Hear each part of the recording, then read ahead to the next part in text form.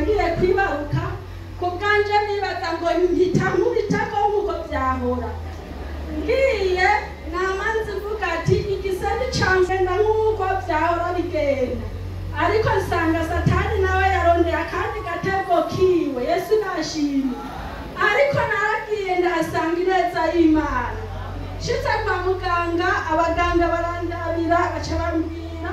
ngo genda hasigaye akanya gato nguraza kugaruka mugeze kuri sisi n'inusu ngiye subiye inyuma ngeze ndi muri sale ndindiriye nuko babimbariye muwa mwanya nyene ncabona umugende w'amaraso uramenetse abo twari kumwe muri sale baca baragira ubwoba baca barirukanga bahamagara abaganga bahamagaye abaganga ubwo nyene baca barashika abaganga bashitse ngo nyarukanga ngo munyarukane ngo mumuzane muri maternité shitse muri maternité nta kindi cahabaye abaganga bavyihweze baca bavuga ati none ibi bintu mwaka kandi uvuye ngaha bigenze gute nanje ndababwira ati n'ukuri muganga je nanje sinzi ibiba abaganga baca batangura kuri umutima barambwira ngo kubura babagiye gutera ibise ngo hataragera bagati muganga nta kintu na kimwe nagize ncanumva bariko barivuganya ari babiri baravuga ati eheraba koro yamaze gushwanyagurika igitara ariko cyamaze gushwanyagurika ati nitwareka gatera umwana agasohokana n'igitero Yesu nashimye nanje ncanumva ubwoba bwinshi mu mutima wanjye maze kukumva ndavuga ati Yesu ndakwinginze niwankura nzohagarara imbere y'ishengero mvuga kugira neza kwawe bakivuga nyene baca baratelefona uwundi muganga baca bavugana nyaruku dufasha n'umuntu turara turakora mw'ijoro bigenze uko naje bene data ibintu byo gukorwa ntabyo nari mebereye abantu baba baca kwisabira gukorwa Yesu abababarira kuko nasanze atari diri Yesu abaheza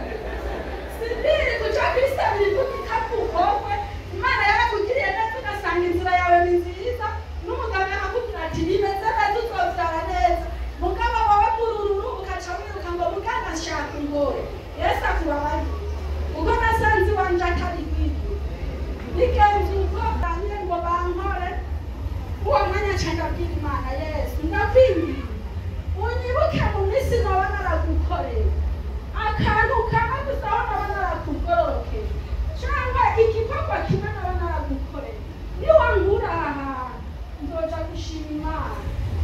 bigenze uko baca baranjana muri koroka ariko bataranjana muri koroka akanya gatoya ncanibuka inzozi nari naragize zikajindwi zibiri ngo nje kwibaruka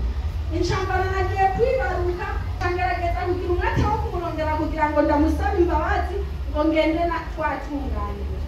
ariko ndagira ayo mahirwe ndamurondera muri izo nzozi mbona mpagaze hejuru muri etaje nawe ari muri etaje yo hasi nshaka mubwira ati papa ndakwinginze umbabarire mu minsi twabanye ungirire imbabazi aca ambwira ati ndakubabarira ariko muri ubwo nyine ampariye nca ndava muri izo nzozi kuko atari wira nca ndamuha iyo mesaje nari murumubwira aca mbera kw'izamu Yesu nashimye banjanye muri koroke hinga bandonde umutsi bagire bantere serumu bari inteye bantu b'Imana neza umutsi bakawuba ubwo nyene hagaca hazima bahejeje n'ubundi barondera ahandi hagaca hazima barantera nk'intu nzene zitanu nk'ibishinga baguma bandera bose aho babonye haca hazima gushika aho abaganga bavuga ati n'uyu muntu nawe gomaga n'ibintu vyawe ngo birarenze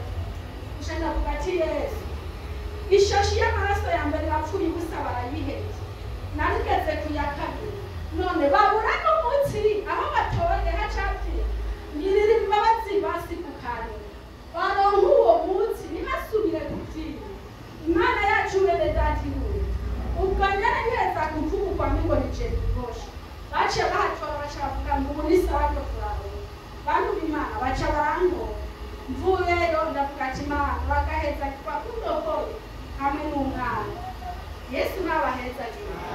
ishimwe ryanje ryari ikigira kabiri nawe ndashimira Imana umumama vyagenze nk'uko bamukora ituro zitanu amara amezi 6 mu bitaro ariko ndabwira Imana niwa mukuru ujya mu mama hajya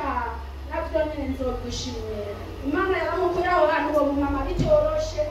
ngo iramugira neza urumva ko gukorwa atari ibyiwe.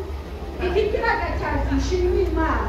ndashimira Imana uwundi mu mama yarakwaye umugenzi wanje w'umumama aragera kure agwaye cyane amaze ukwezi kumwe yibarutse, abana baje kumpamagara ndamujane kwa muganga hajya afashe ntuzenya ibyo byo kwiyunguruza ndamushize muri bajaje kiravamo ipine, hajya avuye muri bajaje yicaye ngo bayikore, ubwo nyene acaza umumama w'ubanyi aca arambwira ati uyu muntu naho mumujanye kwa muganga yamaze gupfa, wowe nomujanye umuntu yamaze gupfa kwa muganga. Nanje kubera ibintu byo gupfa ibimenyetso atavyo narinzi nca ndamubaza none ubona bimeze gute, ako kayasha uko nyene uriko urabona n'utwo tuntu twamaze kuza ku mubiri tw'utuhereye ati ivyo n'ibimenyetso by'umuntu agira acikana. Nivyumva ubwo ndamushikanye kwa muganga ndamushikiriza mwene wabo aca aramunyakirira amujana kwa muganga, nanje ca ndirukanka muhira nca ndagenda mu cumba ndapfukama ndabwira Imana ati Imana urya mumama afise umwana w'uruyoya ntagende na rurya ruyoya, ndakwinjiza ni wa mukuru harya hantu je nzohagarara imbere y'ishengero ndabikubwire Imana.